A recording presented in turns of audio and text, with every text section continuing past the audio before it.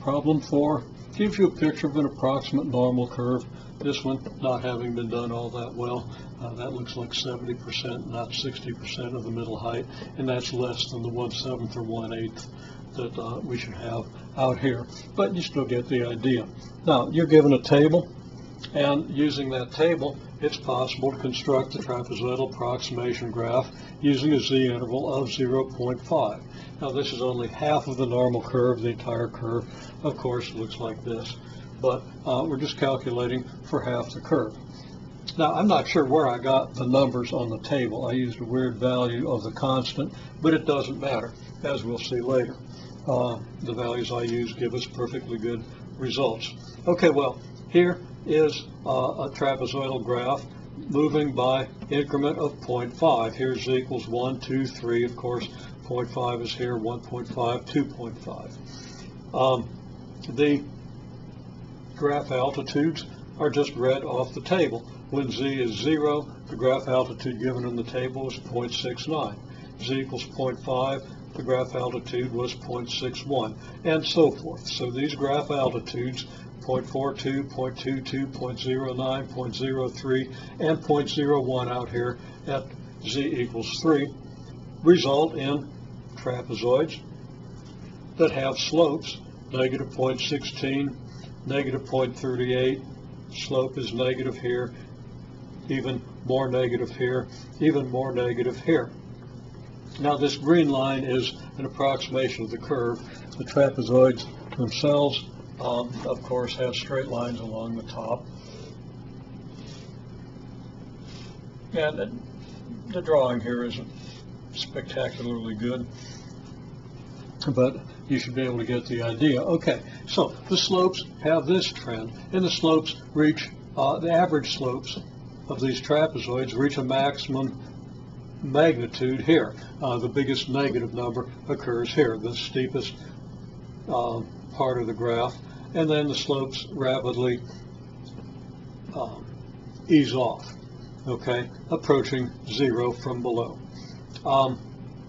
Now, we're not all that interested in the slopes, but the slopes are significant, so I went ahead and calculated them. The main part of the calculation, though, is going to be the areas and the accumulated areas. Now, the areas are easy. The width of each trapezoid is 0.5. We average the two graph altitudes and multiply by the 0.5, which turns out to be the same as just adding the two altitudes and dividing by 4. Since multiplying by 0.5 is like dividing by 2, and we divide by 2 when we average. So if you understand that, great. If not, you know how to average, you know how to multiply by 0.5. We get areas 0.32, 0.26, 0.16, 0.08.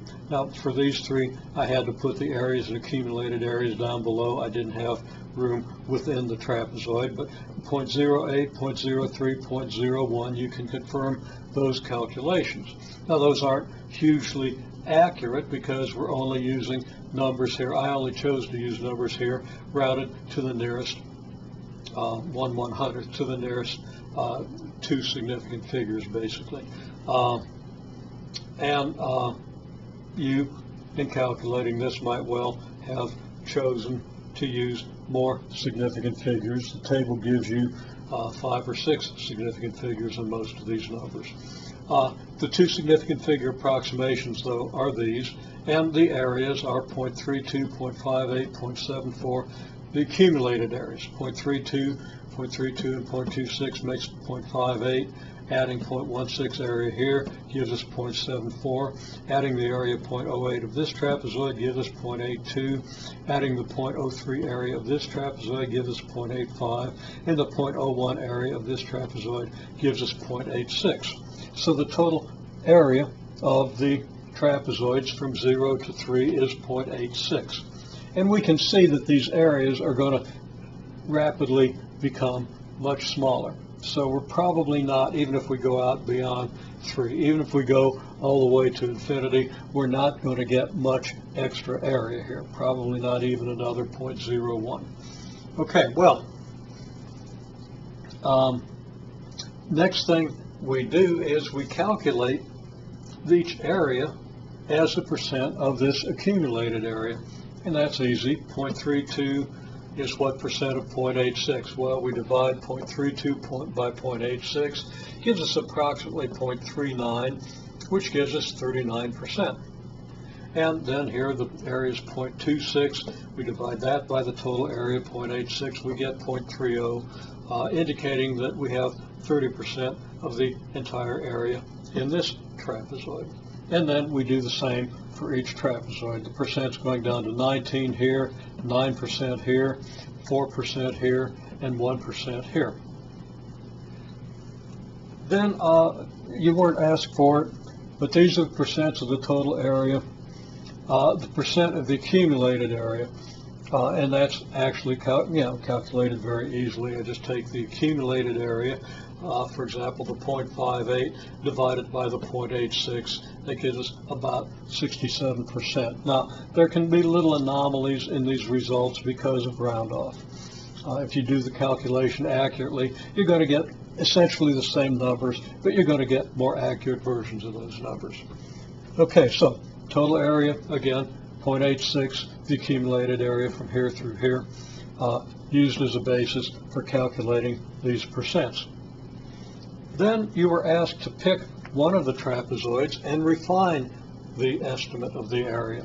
So I chose the third trapezoid. You could have chosen any of these trapezoids. I chose the third. And then using the table that was included with the test, I refine this. The third trapezoid runs from 1 to 1.5, and I go through that trapezoid from 1 to 1.5 by increment of 0.1. Now the numbers come just from the table, 0.420, 0.378, etc. And I rounded these numbers off to the nearest third significant figure, okay? Rounded them off to 3 significant figures. I went ahead and calculated the slopes. And we see that we have decreasing slopes here, so that the graph is curving this way. Concave. When I say decreasing slopes, I mean decreasing steepness. The slopes are actually increasing. Negative 0.35 is greater than negative 0.44. These slopes are negative and approaching 0. So these slopes are actually increasing, but the steepness is decreasing. The graph is tending to level off because these slopes are approaching 0 through negative values. So we have downward slope that's approaching 0.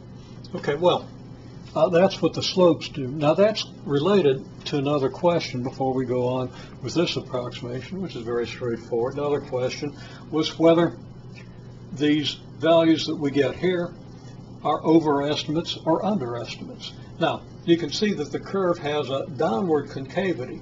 It opens downward here, probably for about the first 2 trapezoids.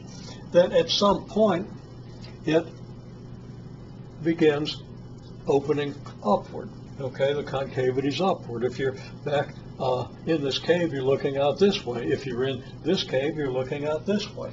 Okay, and it looks like that occurs right around here, but it's not real clear. As soon as the graph becomes straight for an instant, then it starts curving in the opposite direction. The numbers that we get here confirm that the graph is curving this way, starting on this trapezoid. Now we're not sure if that starts before the end of the second trapezoid or not. Now the big point is that when the trapezoid, or when the graph is curving this way, the trapezoids are going to have a little bit less area than the actual curve. And when it's doing this, the trapezoids are going to have a little more area than the actual curve, because when the graph is humped up like this, it's coming over the top of the straight line approximations, and when it's doing this, it's down below the straight line approximations. Okay, well, back to this calculation. Okay, these calculations are also extremely straightforward. We just average the 2 altitudes and multiply by the width, which is 0.1.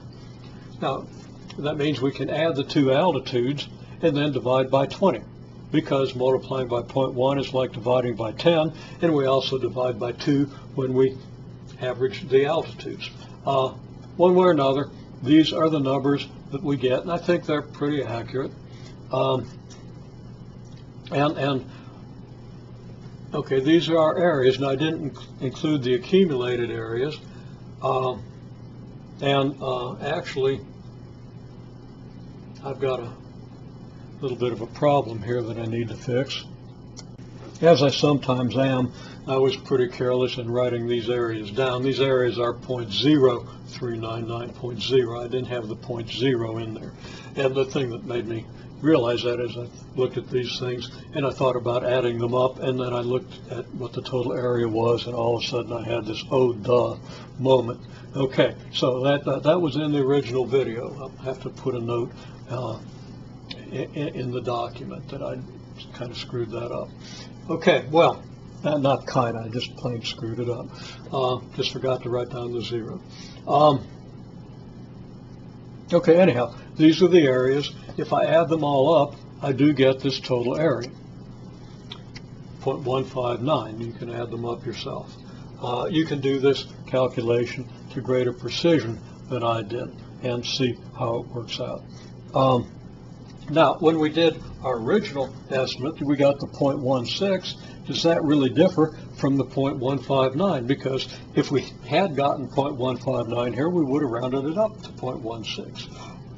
Well, let's take another look at this trapezoid. We'll write it a little wider. The trapezoid goes from 1 to 1.5. Ignore all this colored stuff down here for the moment.